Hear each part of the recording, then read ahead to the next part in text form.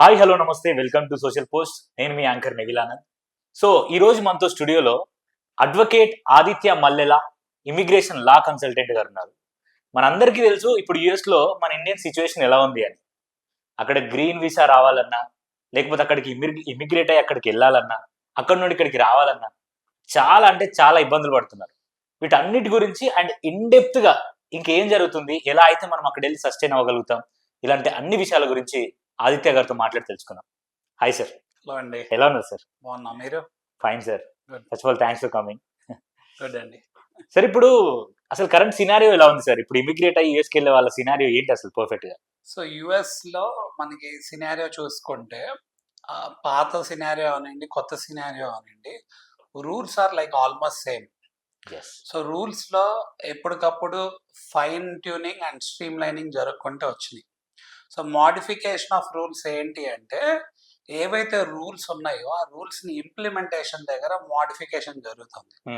So ఎప్పుడు ఎలా ఉంటుంది అంటే, ఎక్కడైనా సరే ఇండియాలో అవనండి, యుఎస్ లో అవనండి, most of the time so laws ఏవైతే ఉన్నాయో లేదా రూల్స్ అండ్ రెగ్యులేషన్స్ ఏవైతే ఉన్నాయో వాటిని ఎవరన్నా బైపాస్ చేసే సిచ్యువేషన్ వచ్చినప్పుడు ఎందుకు బైపాస్ అవుతున్నాయి, లేకపోతే వాటిల్లో ఏమన్నా లూప్ హోల్స్ ఉన్నాయా, ఆ లూప్ హోల్స్ బైపాస్ మెథడ్స్ అనేవి ఎవరికి వాటి వల్ల ఎవరికైనా డిసడ్వాంటేజ్ అవుతుందా, లేకపోతే ఎవరైనా వాటిని అడ్వాంటేజ్ తీసుకొని మిస్యూజ్ చేస్తున్నారా అనేది వెరీ వెరీ ఇంపార్టెంట్ థింగ్ అనమాట ఎక్కడైనా. సో ఈ ఆస్పెక్ట్స్ ని బేస్ చేసుకొని over a period of time so abusement of rules and regulations or laws అనేవి జరుగుకుంటూ వచ్చినాయి. ఓకే. సో మనకి ఫ్రీడమ్ అనేది బాగా ఉంది అనుకోండి, ఫ్రీడమ్ ని మిస్యూజ్ చేస్తే ఏమైంది, ఫ్రీడమ్ ని కోల్పోతాం ఆబ్వియస్ గా. సో సేమ్ థింగ్ ఏంటంటే యుఎస్ సిచ్యువేషన్ కూడా ఎలా అయిందంటే, ఆ రూల్స్ రెగ్యులేషన్స్ ఏవైతే ఇమిగ్రేషన్ లాస్ ఉన్నాయో ఆ రూల్స్ ని ఇంకా ఎక్కువ ఇంప్లిమెంటేషన్, సో ఎన్ఫోర్స్మెంట్ ఎప్పుడైతే చేస్తున్నారో so people are getting panicked అనమాట. వాళ్ళు ఎగ్జాక్ట్ ఆ రూల్స్ అండ్ రెగ్యులేషన్స్ గురించి అవేర్నెస్ తెచ్చుకొని క్లారిటీ తెచ్చుకొని వాళ్ళు కనుక అవి ఫాలో అయి ఉంటే వాళ్ళకి ఆ ఇబ్బందులు రావు అనమాట మోస్ట్ ఆఫ్ ద టైం. అంతకు మించి ప్యానిక్ అయిపోవాల్సిన సిచ్యువేషన్ ఏమీ లేదు. సో ఏంటంటే మనకి మీడియాలో న్యూస్ లో చూపించినట్టు భయభ్రాంతులు అయిపోవాల్సిన సిచ్యువేషన్ అయితే ఉండదు. ఎందుకంటే అసలు యుఎస్కి వెళ్ళేది ఎందుకు, ఇట్స్ మనకి ఏంటంటే మనకి ఇక్కడ ఉన్న సిచ్యువేషన్స్ కంటే అక్కడ బెటర్ ఉంటుంది, బెటర్ లైఫ్ స్టైల్ ఉంటుంది, బెటర్ రూల్స్ అండ్ రెగ్యులేషన్స్ ఉంటాయి. సో ఏదైనా స్ట్రీమ్ లైన్ గా ఉంటుంది, సిస్టమేటిక్ వే ఆఫ్ అప్రోచ్ ఉంటుంది అన్న ఎక్స్పెక్టేషన్స్ తోనే ఒక మంచి లైఫ్ స్టైల్ కోసం వెళ్తారు. మరి వెళ్తున్నప్పుడు మరి వాళ్ళకి అక్కడ ప్యానిక్ అయ్యే సిచ్యువేషన్ ఎందుకు వస్తుంది? కేవలం ఇప్పుడు మనం చెప్పుకున్న రూల్స్ అండ్ రెగ్యులేషన్స్ లాస్ ని అబైడ్ చేసే పర్సన్స్ గా ఉంటే, ఆఫ్ కోర్స్ మన సిటిజన్స్ అక్కడ అవనివ్వండి అవనివ్వండి, బట్ రూల్ ఆఫ్ లా అక్కడ ల్యాండ్ మీద ఉన్న రూల్స్ లాస్ రెగ్యులేషన్స్ ఫాలో అవ్వాలి మన ఆ కంట్రీకి వెళ్ళి. అవును. ఎవరన్నా నిజంగా క్లియర్ కట్ గా ఫాలో అవుతుంటే వాళ్ళకి ఏ ఇబ్బందులు రావు. అంతే కదా. ఇంకోటి దాంట్లో ఇంకో ఇంపార్టెంట్ థింగ్ ఏంటి అంటే, మోస్ట్ ఆఫ్ ద టైం ఎందుకు ఫాలో అవ్వరు అంటే, వేరే వాళ్ళు కూడా చేస్తున్నారు కదా మనం ఎందుకు చేయకూడదు అనుకుంటారు. అంటే దాని యొక్క ఇంటెన్సిటీ లేకపోతే దాని యొక్క ఇంపాక్ట్, దాని వల్ల వాళ్ళ మీద పడే ప్రభావం ఏంటి అనేది అంతగా ఆలోచించుకోరు. ఎందుకంటే ఎవరైనా మనిషి అనేవాడు వాళ్ళకి ఏం కంఫర్టో అది చేస్తాడు. సో ఎప్పుడైనా ఏదైనా లీగల్ సజెషన్ కావాలన్నా కూడా most of the time clients కానీ పీపుల్ కానీ ఎలా ఉంటారంటే, రూల్ బుక్ ఎలా చెప్తుంది, లాస్ ఎలా చెప్తున్నాయి అంటే వాళ్ళకి కంఫర్టబుల్ గా మనం చెప్పామా లేదా అని ఎక్స్పెక్టేషన్ లో ఉంటారు. అవును సార్.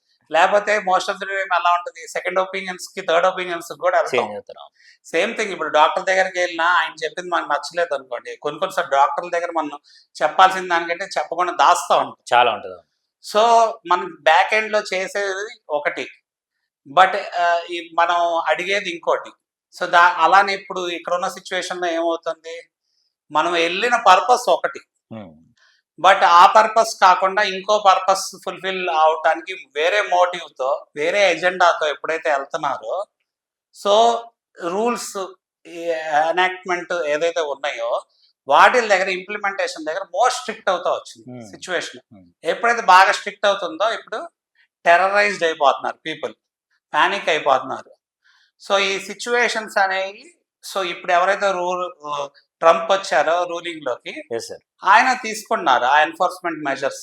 మరి మీరు అంటున్నది బాగానే ఉంది సార్, కాకపోతే ఇప్పుడు ఏదైతే ట్రంప్ పెట్టిన రూల్స్ ఉన్నాయో ఆ రూల్స్ ఏవైతే ఇప్పుడు ఇక్కడ నుండి వెళ్ళిపోయే మైగ్రెంట్స్ ని ఆ రూల్స్ ఏమైనా ఎఫెక్ట్ చేసే ఛాన్సెస్ ఉన్నాయా? సో ట్రంప్ తీసుకొచ్చిన రూల్స్ డెఫినెట్ గా ఎలా ఉంటాయి అంటే వాళ్ళ దేశానికి మేలు జరగాలి అని చెప్పి ఎక్స్పెక్ట్ చేసేటట్టు ఉంటాయి. సో ఎవరైనా వాళ్ళని ఎన్నుకున్నారు అంటే ఎందుకు ఎన్నుకున్నారు? ఇప్పుడు ట్రంప్ ని ఇంతకుముందు కూడా ఎన్నుకున్నారు, తర్వాత మళ్ళీ ట్రంప్ రూలింగ్ లోకి రాలేదు, మళ్ళీ ఇప్పుడు వచ్చారు.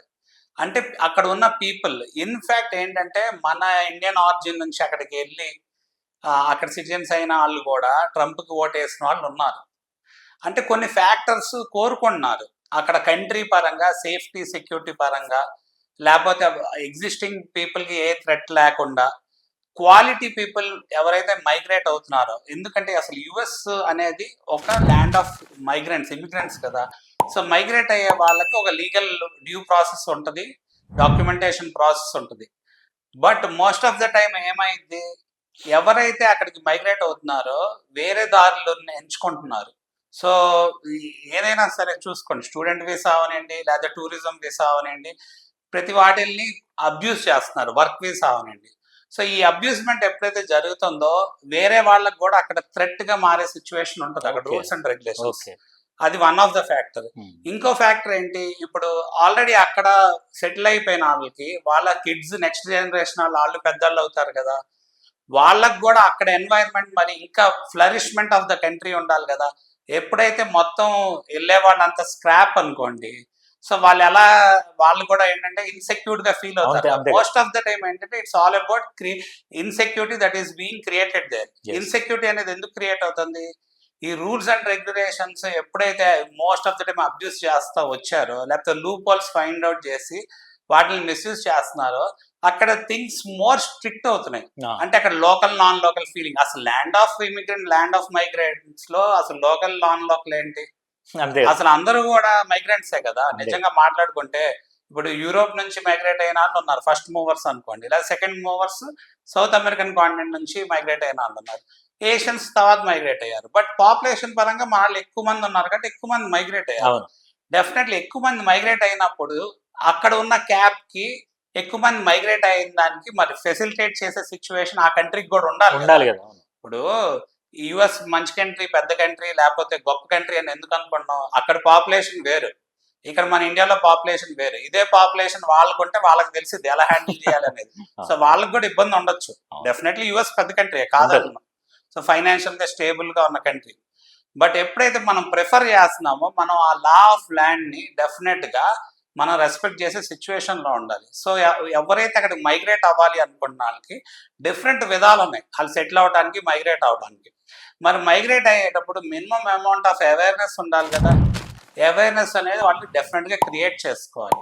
ఆ అవేర్నెస్ అనగానే అక్కడ రూల్స్, రెగ్యులేషన్స్, లాస్ ఏం చెప్తున్నాయి, ఎవరో వేరే వాళ్ళు నాకు తెలిసిన వాళ్ళు నా చుట్టాలు అలా చేశారు, లేకపోతే స్టూడెంట్స్ అందరూ ఇలానే చేస్తున్నారు, మనం ఇలా చేద్దామనో, ఈ మెంటాలిటీతో కనుక ఎవరైతే వెళ్తున్నారో వాళ్ళు ఈ మెంటాలిటీతో వెళ్తే కుదరదు ఇంకా మీద. సో వాళ్ళ మెంటాలిటీని వాళ్ళు ఇంప్రూవ్ చేసుకోవాలి, మార్చుకోవాలి. సో ఇంత ముందు ఉన్నట్టు లిబరల్ గా అయితే ఉండదు సిచ్యువేషన్ డెఫినెట్ గా. సో మోర్ స్ట్రిక్ట్ అయింది, సో మోర్ ఎన్ఫోర్స్మెంట్ జరిగింది. సో ఆ భయం అనేది క్రియేట్ చేయడానికి ట్రంప్ కూడా ఇప్పుడు చూస్తున్నాడు. సో అది మంచిదే అంటారా మరి మైగ్రెంట్స్ కి? డెఫినెట్ గా మంచిదే. ఎందుకు మంచిది అంటే ఇప్పుడు ఎవరైనా వేరే కంట్రీ నుంచి మన కంట్రీకి వచ్చి మనలు అబ్యూస్ చేసి మన రూల్స్ అండ్ రెగ్యులేషన్ మిస్యూజ్ చేసి మనకే థ్రెట్ గా మారుతున్నారు అనుకోండి, ఇబ్బంది కదా.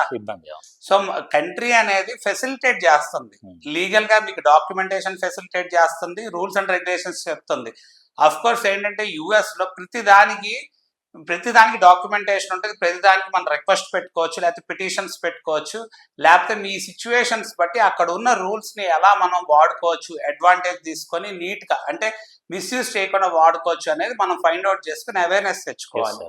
సో అప్పుడు మనం ఎవరైతే ఇల్లీగల్ గా యాక్టివిటీస్ అక్కడ చేస్తున్నారో, లేకపోతే ఇల్లీగల్ గా మైగ్రేట్ అవుతున్నారో, ఇంతకుముందు అంటే డిజిటలైజేషన్ అవ్వలేదు కాబట్టి అప్పుడు నడిచింది, చాలా మంది బెనిఫిట్ అయ్యారు దానివల్ల. ఓకే, ఇంకా మీదట ఆ పరిస్థితి లేదు. లేనప్పుడు మరి అదే ఎక్స్పెక్టేషన్స్ తో మనం వెళ్ళి అలానే చేయాలనుకోండి ఇబ్బందుల్లో పడే సిచ్యువేషన్ డెఫినెట్ గా ఉంటుంది. సో ఇబ్బందుల్లో పడుతున్నాము అంటే మనం ఏదైతే రిటర్న్ ఆన్ ఇన్వెస్ట్మెంట్ ఎక్స్పెక్ట్ చేస్తున్నామో ఆ రిటర్న్ ఆన్ ఇన్వెస్ట్మెంట్ కి ఎప్పుడైతే ఫ్రూట్ రాలేదో మనం ఏమనుకుంటాం, యుఎస్ లో సిచ్యువేషన్ బాగా టఫ్ అయిపోయింది, చాలా కష్టం ఇంకా మీద అని అనుకుంటా ఉంటాం. సో అందుకే రియల్ ప్రాక్టికల్ పిక్చర్ ఏంటి, యుఎస్ మైగ్రేట్ అవ్వాలనుకున్నారు, ఎన్ని ఛాలెంజెస్ ఉన్నా మైగ్రేట్ అవుతున్నారు. అవును. ఎందుకు అవుతున్నారు అంటే అక్కడ బెటర్ గా ఉంటది, బెటర్ లైఫ్ స్టైల్ ఉంటది అని వాళ్ళ ఎక్స్పెక్టేషన్ వాళ్ళకు ఉంది కాబట్టి. ఆఫ్ కోర్స్ ఇండియాలో ఉండాలనుకున్న వాళ్ళు ఇండియాలోనే ఉంటారు డెఫినెట్ గా. యుఎస్ అంటే నాకు వెస్టర్న్ కంట్రీస్ కి మైగ్రేట్ అవ్వాలి, నా లైఫ్ స్టైల్ బాగుండాలి అనుకుంటున్నారు కాబట్టి వాళ్ళు మైగ్రేట్ అయ్యేప్పుడు రీజనబుల్ ఎక్స్పెక్టేషన్స్ తో మైగ్రేట్ అవ్వాలి. Yes sir, thank you sir, thank you so much. Thank you అండి.